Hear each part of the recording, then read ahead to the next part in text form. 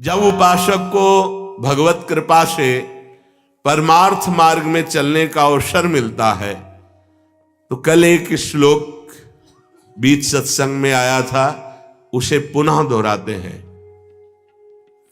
वाहे निरुद्धे मनसः प्रसन्नता, यह हमें बहुत प्राण प्रिय बात लगी है, इसलिए दोबारा इसको कह रहे हैं। बाहे निरुद्धे मनसः प्रसन्नता, मनः प्रसादे परमात्म दर्शनम, तस्मिन् सुदृष्टे भवबंधनाशो, बहिर्निरोधा पदवी विमुक्ते। सैकड़ों बार कल से ये श्लोक बार बार चल रहा है। वाहे निरुद्धे मनसः प्रसन्नता। ये उपासक पकड़ क्यों नहीं पा रहा, पकड़ क्यों नहीं पा रहा? कितनी अमृतमयी बात है। एक प्रार्थना हम करना चाहते, सरल भाव से आप समझ लो इसका अर्थ, वो हमारी तरफ से प्रार्थना है। 1 महीने की केवल हमें समय दो, 1 महीने का। आप 1 महीने कोई इच्छा नहीं करेंगे, जैसी सामने परिस्थिति आए उसको भोग लो, इच्छा मत करना। 1 महीने का केवल समय दो। हम कोई साधन नहीं बता रहे, इच्छा ही नहीं करनी। जहां इच्छा निकले उसे निरुद्धे, रोक दो। बाहर जवान में ना आने पावे। खान पान देखना, सुनना, रहना, भोगना, व्यवस्था 1 महीने में मर थोड़ी जाओगे। 1 महीने का हम कोई संकल्प नहीं दे रहे, कोई कसम नहीं खवा रहे, प्रार्थना कर रहे हैं कि आज से 1 महीने हम कोई भी इच्छा व्यक्त नहीं करेंगे, न सद न असद, कोई भी इच्छा नहीं व्यक्त करेंगे। हृदय में आएगी तो वाहे निरुद्धे, उसे वहीं रोक देंगे। बाहर की इच्छा बाहर, अंदर की इच्छा अंदर व्यक्त नहीं करेंगे। बताओ, ये अपने घर का सत्संग होता है, ये केवल प्रवचन नहीं है, ये जीवन सुधार है और भगवत प्राप्ति के लिए है। 1 महीने की बात मांग रहे हैं। गृहस्थी में अगर ना कर पावे तो राधे राधे रटे, राधा राधा। लेकिन विरक्त जनों से प्रार्थना 1 महीने, केवल 30 दिन। जबान से आपकी इच्छा व्यक्त नहीं होनी चाहिए, 1 महीने बस। आप देखो कैसा आपको लगता है। जलन होगी पहले, वो बार बार व्यक्त नहीं करना, 1 महीने व्यक्त नहीं करना। परिपक्व अवस्था के प्राप्त महापुरुषों के हृदय में इच्छा ही नहीं प्रकट होती। जाहि न चाहिए कबहू कछु, तुम सन सहज सने, बसहु निरंतरता सुर, सोराउर निज गे। 1 महीने, ये तो आजीवन की बात होती है महापुरुषों की। महाराज ये रख लो, कभी आपके काम में आएगा, कभी आपको जरूरत पड़ेगी, कभी आपको चाहिए ना। भैया नहीं, हम जरूरत मिटाने के लिए, चाह मिटाने के लिए, काम मिटाने के लिए आए हैं, बढ़ाने के लिए नहीं। आप रखो, जब जरूरत हो कि मेरा मालिक उस समय दे देगा। कभी आप तो उस समय जो अभी दे रहा है वो उस समय नहीं है क्या? हमारे लिए नई सृष्टि रच देगा। जो सृष्टि में नहीं होगा वो भी वो रच देगा, विश्वास करो। 1 महीने अभ्यास करके देखो, देखेंगे आप लोग, देख लो। इच्छा को होगी, इच्छा, हम ये नहीं कह रहे कि इच्छा नहीं होनी चाहिए, इच्छा होगी पर आप व्यक्त नहीं करोगे। 1 महीने खेल खेल के देखो, गेम है।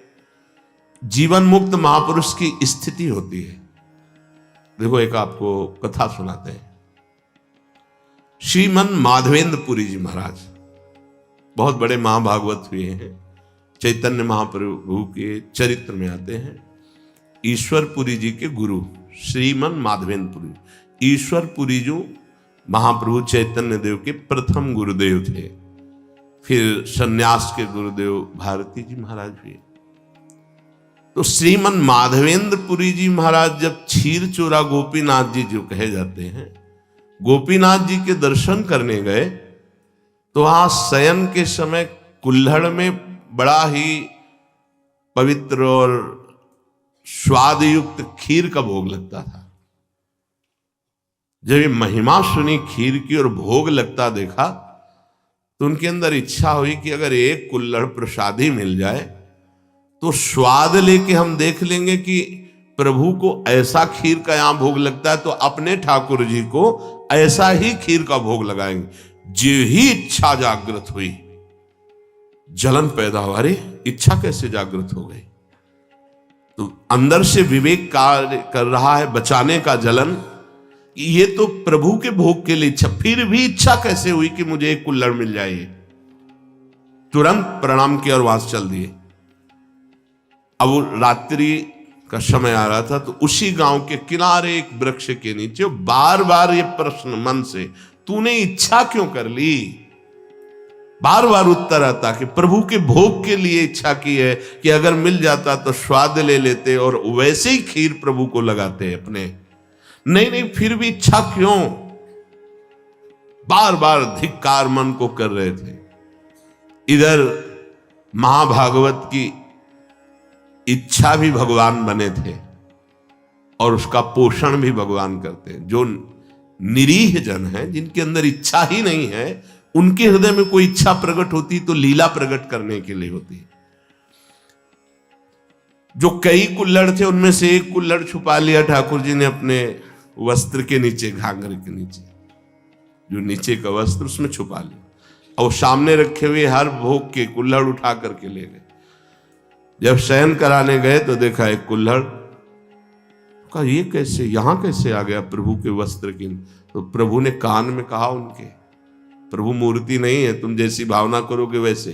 राधा वल्लभ लाल जी बिहारी जी सब बात करते हैं, यह किसी मूर्तिकार की रचना नहीं है। हाँ, एक बार मोहनचंद महाप्रभु का चरण छू गया श्री जी के भोग के कटोरे में, तो एक चपत मारी हितजू महाराज ने, प्रभु के पात्र में चरण कैसे छू गया? तो जो राधा वल्लभ लाल जी की सेवा के लिए गए तो कपोल में ऐसे अंगुली बनी, बोले जय जय। तो उनका बालक थे ना, तो जो आपने वो मेरे लगी। बात करते महाप्रभु आचार्य से, बंचंद महाप्रभु जी से, सेवक जी से और प्रेमी जनों से, जो चित्त को बेच दिए हैं प्रभु को, उनसे बात करते हैं। कान में प्रभु अपने सेवक से कही कि ये मैंने चुराया है श्रीमन माधवेंद्रपुरी जी के लिए, और गांव के बाहर अमुक वृक्ष के नीचे बैठे, ये वहां पहुंचाओ तत्काल। तो बैठे हुए भगवत स्मरण करते हुए बीच बीच में धिक्कार दे रहे थे। इच्छा कैसे जागृत हुई? श्रीमन माधवेंद्रपुरी किसका नाम है? उनका जी दास का नाम। ये गोपीनाथ प्रभु ने आपके लिए खीर का कुल्हड़, हाँ ऐसे नहीं, बड़ी अद्भुत लीला की, भोग लगाया तो एक कुल्हड़ चुरा लिया आपके लिए, और जब शयन कराने गए तब आदेश किया तो लाए। उस दिन से प्रभु का नाम क्षीर चोरा गोपीनाथ हो गया। वो तो चले गए दे के, रात भर रोते रहे प्रभु, खीर तो पाई ही, कुल्हड़ भी पा गए, और उसको जो थोड़ा कुल्हड़ का हिस्सा बांध लिया, रोज प्रसादी रूप से थोड़ा कुल्हड़ पा लिया। कितना आप विचार करो, इस कोटि के जो महामहिम है, वो भगवत संबंधी इच्छा में इतना क्लेशित हो गए। हम तो स्वयं भोग की इच्छा रखते हैं। हम कौन से साधक हैं, कौन से महात्मा हैं, किस मार्ग के पथिक? जरा सिद्धांत को समझो, यहां इच्छाओं का तो जाल लगा हुआ है, और परमार्थ का स्वरूप क्या है? बाहे निरुद्धे, बाह्य रोक दो उस इच्छा को, कोई भी इच्छा हृदय में अपना स्थान न बनाने पावे। मनसः प्रसन्नता, तो आपके मन में अखंड प्रसन्नता जागृत होगी। और मनः प्रसादे परमात्म दर्शनम, जब हम बाह्य विषयों का सेवन करते हैं तो मन खिन्न रहता है, नवीन नवीन विषय भोगने के लिए। मन में जलन होती, वही विषयों की तरफ आकर्षित करता है, फिर वही जलाता है, वही संकल्प विकल्प कराता है। थोड़ी देर जलाने के बाद फिर उसी भोग की लालसा करता है। बड़ा बाहे निरुद्धे, रोक दो उसको।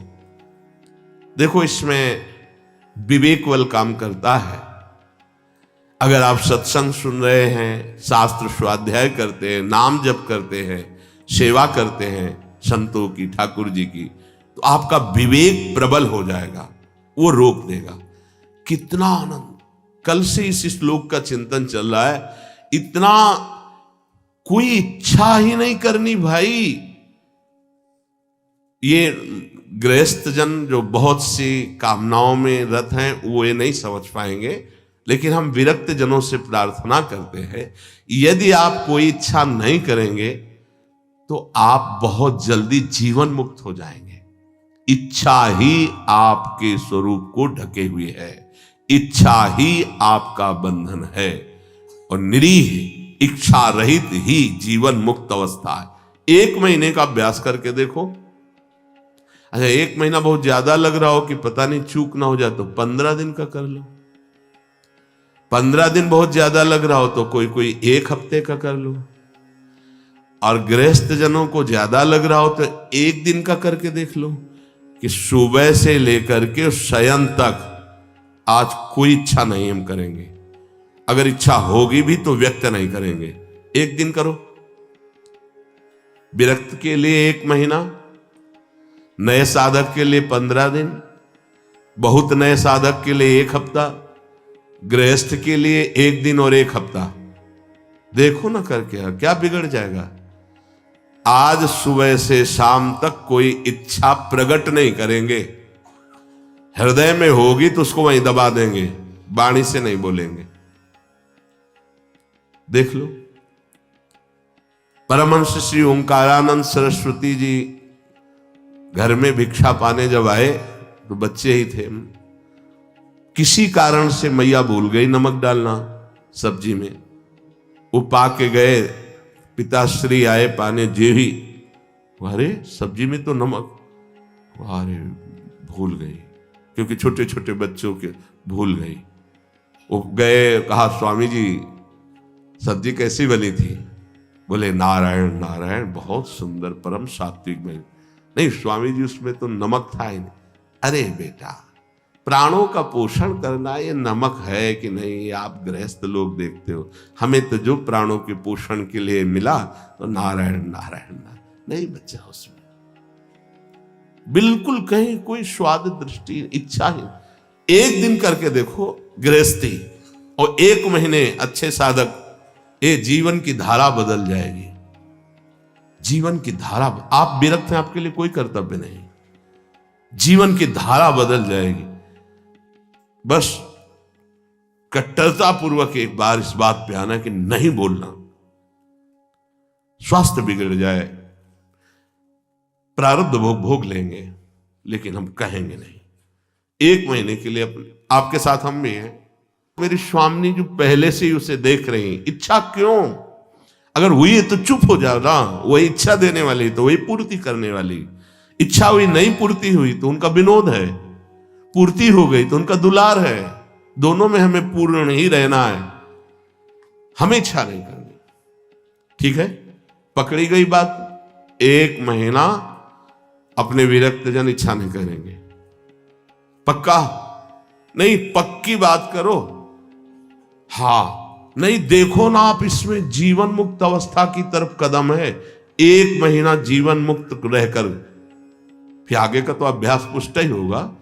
1 महीना कोई इच्छा नहीं, आएंगी परिस्थिति, बस कहना ही तो है, नहीं कहना ही नहीं है, कुछ नहीं कहना। 1 महीना नहीं बोलना है इस विषय पर कि आज हमारी ये इच्छा है, बोलना नहीं। आगे चले पक्का।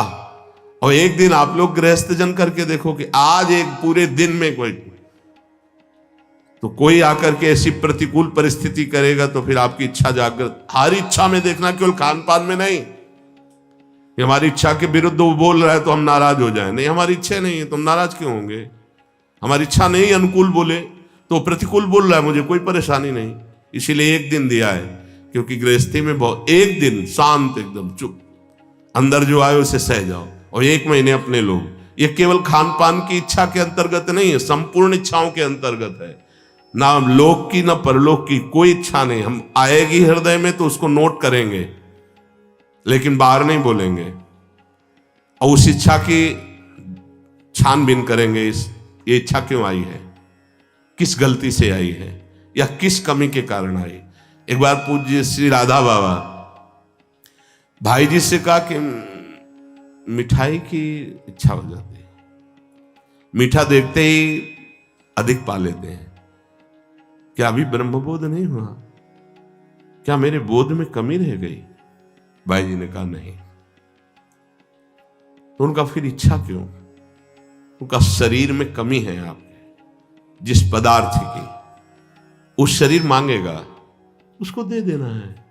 आप कहीं लेने तो जाते नहीं, यदि आ जाता है सामने तो आप उसे पा लेते हैं। तो इस शरीर की आवश्यकता है, ना कि आपकी आवश्यकता है। बोले हाँ, बहुत दिन से प्रश्न चल रहा था कि मीठा देखते ही और मीठा पाने में उधर ही अधिक प्रियता है, तो इसका मतलब इच्छा हमारी है। तो उनका नहीं, आपकी नहीं, शरीर की आवश्यकता है, ऐसा वहां उत्तर दिया। पर अपने को 1 महीना शरीर की आवश्यकता भी होगी तो नहीं मांगेंगे, जो जैसी व्यवस्था उसमें शांत, इच्छा नहीं करेंगे। बाहे निरुद्धे मनसः प्रसन्नता, बड़ी मन में प्रसन्नता होगी। ये जो प्रसन्नता है भगवत प्राप्ति कराने वाली होगी। हमारी प्रसन्नता को क्षीण करती रहती इच्छा, इच्छा ही बंधन है और निरीक्षा ही मोक्ष पदवी है। कोई इच्छा नहीं, चाह मिटी चिंता मिटी मनुआ बेपरवाह, जिनको कछु न चाहिए वो साहन के साह। 1 महीना का अनुष्ठान है। लोग कहते हैं ना कि ये फलाहार का अनुष्ठान, इसका अनुष्ठान, 1 महीना का अनुष्ठान इच्छा नहीं करेंगे। जो हमारी दिनचर्या वो चल रही है, कोई इच्छा नहीं। हमें परिक्रमा लगाने जाना, इच्छा हुई, हम इसे भी रोक, न सत ना असत। अगर प्रभु की इच्छा है तो गुरुदेव से बुलवा देंगे, जाओ परिक्रमा लगा के आओ। आज से 1 महीने तक कोई भी इच्छा, सत या असत, किसी भी इच्छा को हम बाहर व्यक्त नहीं करेंगे। जो दिनचर्या बना दी गई वो इच्छा नहीं है, वो कर्तव्य पालन है, उस पे चलेंगे। स्वयं से कोई इच्छा होगी उसे दबा देंगे 1 महीने के लिए, फिर देखते हैं कैसा लगेगा। 1 महीना, आज तारीख कौन है, कौन 17 तारीख को बात करेंगे फिर सत्संग में कि क्या स्थिति है आपकी। 1 महीना ईमानदारी से देखना, बोलना मत, चूक नहीं होनी चाहिए। 1 महीना कोई बहुत ज्यादा नहीं, पूरे जीवन में इसी स्थिति को लाना है। जहां हमारी इच्छा रुकी, खास बात है, बहुत बड़ी बात है, मनः प्रसन्नता, मन प्रसन्न होने लगता है। और कह रहे मनः प्रसादे परमात्म दर्शनम, जहां मन निष्काम हुआ, कोई इच्छा नहीं, और अखंड प्रसन्नता जागृत होती है इच्छा रहित होने पर। हम लोगों को कैसा माया फंसाए है कि हम सुखी होना चाहते हैं इच्छा करके, हमारी इच्छाओं की पूर्ति हो जाए तो हम सुखी हो जाएं। शास्त्र क्या कह रहा है, इच्छाओं का नाश, मन की अखंड प्रसन्नता, और मनः प्रसादे, जब मन प्रसन्न होता है उसी स्थिति में भगवत साक्षात्कार होता है। अखंड प्रसन्नता जागृत हुई, उसी प्रसन्नता में तत्वबोध होता है। मनः प्रसादे परमात्म दर्शनम, तस्मिन् सुदृष्टे भवबंधनासो, बहिर्निरोधः पदवी विमुक्ति। जिस समय उपासक अखंड प्रसन्न हुआ, परमात्म साक्षात्कार होता है, तो उसकी दृष्टि बदल जाती है, ब्रह्म दृष्टि। सर्वम खलमिदम ब्रह्म, वो सब जगह ब्रह्म का दर्शन, भगवत दर्शन करता है। यही संसार बंधन का नाश हो जाता है, यही परम पद है, उस परम पद में आरूढ़ हो जाता है। कोई इच्छा नहीं, कोई चाह नहीं, ये जीवन गुरुदेव को समर्पित, प्रभु को समर्पित, जैसे चलावे, स्वयं निरंतर भगवदाकार दृष्टि, परमात्म दर्शन, परमानंद का अनुभव, दुख का लेस नहीं। अब निरोध करने की वृत्ति कैसे हम रोक पावे? तो बोले योगस्य प्रथमम द्वारम वांग निरोधो अपरिग्रह। पहले वाणी को रोक दो, उचित बोलो, केवल जितना शास्त्र सम्मत बोल सकते हो उतना बोलो, अन्यथा मौन रहो। नाम कीर्तन, वाणी गायन, पहला योगस्य प्रथमम द्वारम, कल चर्चा हुई थी। दूसरा अपरिग्रह, कोई भी चीज अपने पास ऐसी न रखी जाए जो हमारी इच्छाओं का वर्धन कर दे। अगर वस्तु समीप रहेगी तो वो अपना प्रभाव दिखाएगी, इच्छा प्रकट कर देगी विरक्त के लिए। जो सीधे परमात्मा साक्षात्कार के लिए चला है, अपनी कुटिया में बस जितना मन को चंचल ना कर पावे उतना है। महापुरुषों ने सदैव ऐसा ही किया है। गुरुदेव भगवान की आज्ञा से तेहरा से सुबह 7 और 8 के बीच में जाके चून मांग लाते। उसी चून की जो बाजार गए, सब्जी मंडी से घूमे आए, जो उनकी झोली में डाल दिया, वो सब्जी बना ली, नहीं तो 2 रोटी बन गई। महाराज जी उसी गुरुदेव भगवान को देखा है। महापुरुषों ने भगवत प्राप्ति के लिए इच्छाओं का दमन किया, इच्छाओं का नाश किया। देखो अब क्या होता है, अपने लोग बड़े बहाने से अपनी वासना का पोषण करने लगते हैं। अमुक चीज तो बोले आज श्री जी की यही इच्छा है, हाँ ठीक मान लेंगे आपकी बात, भोग लगाइए और बांट दीजिए, पशु पक्षी सबको बांट दीजिए। आप उठाइए झोली, जाइए मधुकरी मांग के सूखी रोटी लाइए, तो पता चलेगा आप श्री जी की इच्छा का अनुमोदन करते हैं। श्री जी की इच्छा के बहाने से हम अपनी वासना का कभी कभी पोषण करते रहते हैं। देखो गोविंद देव जी महाराज ने बाबा बलराम दास जी झाड़ू मंडल के जो थे उनसे यही कहा था कि हम तो, हमारा संपूर्ण जगत हम तो सब पाएंगे, लेकिन आप तो अब श्री जी के प्रसाद के बहाने इतना हलवा पूड़ी कचौड़ी पकौड़ी सब, तो उनका भोग लगेगा। महाराजा धीराज है हमारे, और रोज पाएंगे तो पेट बढ़ेगा, गैस बढ़ेगी, चर्बी बढ़ेगी, भावनाएं वैराग्य से रहित हो जाएंगी। बात मान लेना, भोग लगे सबको बांट दो, थोड़ा थोड़ा, भर पेट। अपने यहां जैसे जाते हैं साधक तेहरा से 100, 200, 50 जो भी रोटी मिलती है इकट्ठे मांग के लाते हैं, फिर पाते हैं, वही उदर भरो माधुकरी से, रूखे सूखे से भोग लगाओ, रोज भोग लगाओ और उसे बांट दो। इतना इतना अगर सो तो कोई, हम माधुकरी से अपना अगर, या प्रभु को जो प्रसाद भोग लगा है उसमें से सूखा और जो अच्छा अच्छा पदार्थ है वो और सबको, पशु पक्षी भी तो वृंदावन के संत हैं, बांट दिया। एक बार पंडित रामकृष्ण बाबा राधा रमन जी गए तो दोना भर करके सब मिठाई का प्रसाद, तो बाबा तो बहुत शासन करते थे, वे गोसाई जी महाराज हमको तुलसी दल और चरणामृत दीजिए, ये मिठाई महाराज पाते हैं औरों को बांट दीजिए, हमें तो तुलसी दल और चरणामृत दीजिए। बहुत सावधान। गुरुजन जो हमारे आचरण करते हैं हमको वैसा चलना पड़ेगा। बहुत कम समय में बहुत ऊंचाई पर चढ़ना है, कृपा है हमारे ऊपर, हम इनकी सावधानी रखें। जब सत्संग मिल रहा है तो बहुत बड़ी कृपा मिल रही। हमारी पहली सीढ़ी है परमार्थ की, वाणी को एकदम संयम में रखें। दूसरी सीढ़ी, आप अपने पास उतना ही वस्तु रखें जितना प्रयोग करना है। अगर आप ज्यादा रखेंगे तो आपका मन चंचल होगा। कमरे में घुसने पर अगर कोई ज्यादा वस्तु हो तो तुम्हें बोझा लगनी चाहिए कि ये एक्स्ट्रा क्यों टंगी हुई है, ऐसा होना चाहिए। बिल्कुल साधारण जीवन, असाधारण चिंतन है, साधारण जीवन असाधारण चिंतन। कमरे में आप अगर चले जाएंगे जिस कुटिया में श्री जी इस शरीर को रख रहे हैं, राधा राधा राधा राधा राधा राधा राधा, ये जितने राधा नाम मिलते हैं ना सब्जी वाला, ये प्रसादी ये प्रसादी ये प्रसादी, ये ग्रंथ ये ग्रंथ, ये छवि, बस। और आपको दूसरी वस्तु कमरे में नहीं मिली, जिधर डालो तो बस राधा राधा राधा राधा राधा। नाम है, रूप है, नाम रूप को प्रकाशित करने वाली वाणी है, जो दिनचर्या, ये केवल उपदेश ही आपको नहीं दे रहे। शरीर रोगी होने के कारण कुछ सुविधाओं को स्वीकार किया गया है, वो हमारा जीवन नहीं है, वो हमारा लक्ष्य नहीं है।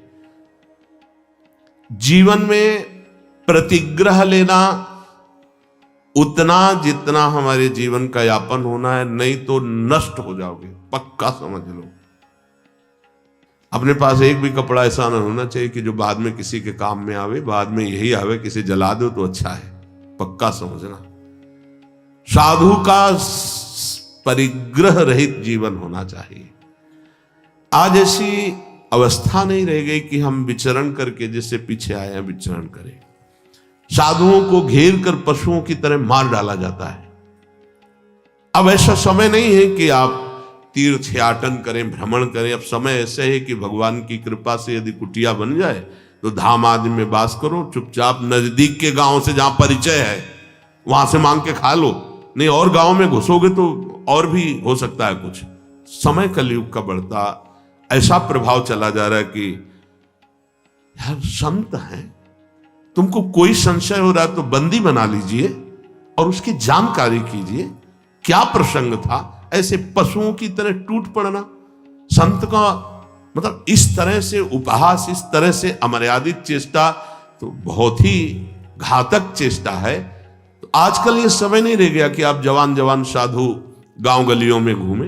हाँ, निर्धारित है, जैसे हमारे ब्रजमंडल के गांव हैं, ये जानते हैं, ये संत की मर्यादा को जानते हैं, इनके दरवाजे से मांग लो। अब समय नहीं रह गया, नहीं पशुओं की तरह घेर के मार डालते हैं, जान से मार डालते हैं। ऐसा तो बड़ा कठिन है। कोई भी ऐसे निंदनीय आचरण इस भेष का लेके कर सकते हैं, लेकिन बहुत अच्छे अच्छे भी महापुरुष हैं। तो परिग्रह रहित जीवन पर अब धाम में इसकी जरूरत है कि आपके वास की व्यवस्था हो, आपका भोजन शरीर यापन के लिए हो, खूब भजन करके शरीर पूरा करो धाम में। अब ये समय नहीं रह गया कि आप बाहर भ्रमण करें। सच्ची कह रहे हैं, अपने लोगों ने जो जीवन, तो वो अब तो है ही नहीं वैसा जीवन, चलने लायक नहीं जीवन है। परिग्रह उतना ही रखो जितनी आवश्यकता। रोज का रोज ठाकुर जी व्यवस्था अपने जनों की करते हैं। आप अपनी चिंता न करेंगे, अपनी चिंता करेंगे तो ठाकुर जी निश्चिंत हो जाएंगे आपसे। और हम चाहते हैं कि वो निश्चिंत ना हो, हम निश्चिंत हो उनके भरोसे पर। निराशा, हमारे अंदर किसी से कोई आशा न रह जाए कि ये व्यक्ति भगत है, ये बहुत जहर है, प्रार्थना है मान लेना। ये जो आज का सत्संग बिल्कुल अंतर की बात से हम कह रहे हैं, इसे समझ लीजिए। बहुत सुधरने की जरूरत है। हम जरा सा कुछ भजन करते हैं, 4 गृहस्थों को साथ लेके चल देते, धनी मानी, और वही जरूरत नहीं है। आप निरपेक्ष होकर के अपने धर्म का पालन कीजिए, मन आए 4 रोटी दे दीजिए, इसके बाद हम आपको पहचानेंगे नहीं। पहचान प्रभु से है, उन्होंने प्रेरित करके आपको भेजा। हम आपको कुछ नहीं जानते ना कभी मानते हैं। प्रभु आयो बस इतना ही जानते हैं, इतना ही कार्य आपके लिए था, प्रेरित किया और रखवा दिया। चलो, पीछे नहीं पड़ना, पीछे तो प्रभु के पड़ना है। लेकिन यहां उल्टा हो जाता है, प्रभु की तरफ पीठ हो जाती है, उनकी तरफ मुख हो जाता है।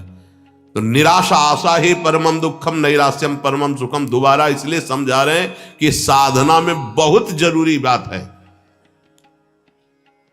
किसी भी ने बहुत सेवा की, जब कोई नहीं था तो बाजार में खड़े हुए के कहा कि जिंदगी में कभी ऐसा मत समझ लेना कि हम तुम्हारा एहसान मानेंगे। तो बहुत प्रेमी जन है, बाबा ऐसे बंद कर बात, बता कल क्या लाना है। वो तो बहुत निरपेक्ष है। आज भी वैसे ही, पहले दिन से आज तक वैसे ही, वही श्रद्धा, वही निष्ठा, वही समर्पण। 26 साल हो गए होंगे लगभग, वही समर्पण, वही निष्ठा। कोई दिन ऐसा नहीं जिस दिन सेवा उनकी ना होती। शाम के वही आके पूछते थे, कुछ मिला खाने को। वही निष्ठा, वही वर्षा है तो भींगता हुआ, गिरता हुआ, वो तो देखा है ना। और कभी एहसान नहीं, आओ आओ आपने, कभी नहीं। ऐसे उसका भी कभी नहीं, कोई मांग नहीं, कोई प्रश्न नहीं, और इधर से भी कोई बड़ाई नहीं, कोई अपनापन भी नहीं दिखाया। ये तब ऐसे चलता है। निराशा, एकमात्र श्री जी से आशा। ये देख लो, अंदर किसी से भी आशा नहीं होनी चाहिए। आशा हम प्रभु से प्राप्त करने की, क्या आपके चरणों का प्रेम, आपके नाम का प्रेम, कोई आशा ही ना रह जाए, ऐसी आशा आपसे आशा है कि कोई आशा ही ना रह जाए, हमें ऐसी स्थिति प्रदान करें। चौथा, निरीहा, इच्छा ही ना रह जाए, जिसके लिए आज कहा है कि 1 महीने के लिए देख लीजिएगा। और नित्य में एकांतशीलता, एकांत में जब हो तो बड़े संयम से रहें। एकांत आपका गंदा नहीं होना चाहिए, बड़े शीलवान, बड़े धैर्यवान, बड़े तितिक्षु, बड़े इंद्रिय संयमी। नहीं, बड़े बड़ों का एकांत खराब हो जाता है।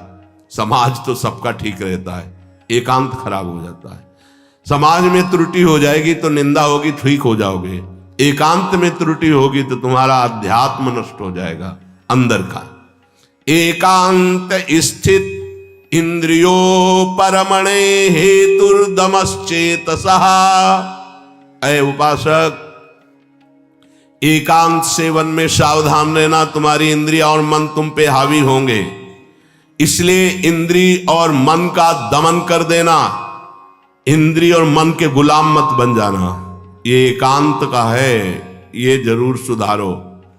एकांत में देख लीजिएगा, अय उपासक, एकांत में इंद्रिय और मन तुम पर शासन करेगा, तुम्हें गुलाम बनाने की चेष्टा करेगा। उस समय तुम अपनी इंद्रिय और मन का दमन करो। बिल्कुल उनकी बात नहीं मानना जो धर्म विरुद्ध हो। जो ही तुमने इंद्रिय दमन किया तो हेतुर्दमश्चेतसः, तुम्हारा चित्त अर्थात मन दमन करने के कारण निर्वासनिक हो जाएगा। ये थोड़ा कठिन है समझना। जब हम मन और इंद्रियों की मांगी हुई वस्तु नहीं देते तो हमें जलाता है, एक अशांति पैदा हो जाती है। तब होता है यार दे दो, शांत हो जाएगा। ये बहुत घातक बात है। जो इंद्री मन मांगा और हमें अशांत किया ना देने पर हम उसको शांति प्रदान करने के लिए देने लगे, अब आपका परमार्थ मार्ग लुट जाएगा। ये बहुत गंभीरता से समझो, यहां हमसे बहुत चूक होती है। यदि हमने जो मन और इंद्री ने मांगा नहीं दिया, उनका निरोध कर दिया, तो निरोध से वासना का नाश हुआ। वासना का नष्ट होना ही ब्रह्मानंद का स्फुरण होना है। तेनानंद रसानुभूति रचला ब्राह्मी सदा योगिनस्, तस्मात् चित्त निरोध एव सततम कार्यम प्रयत्ना मुने।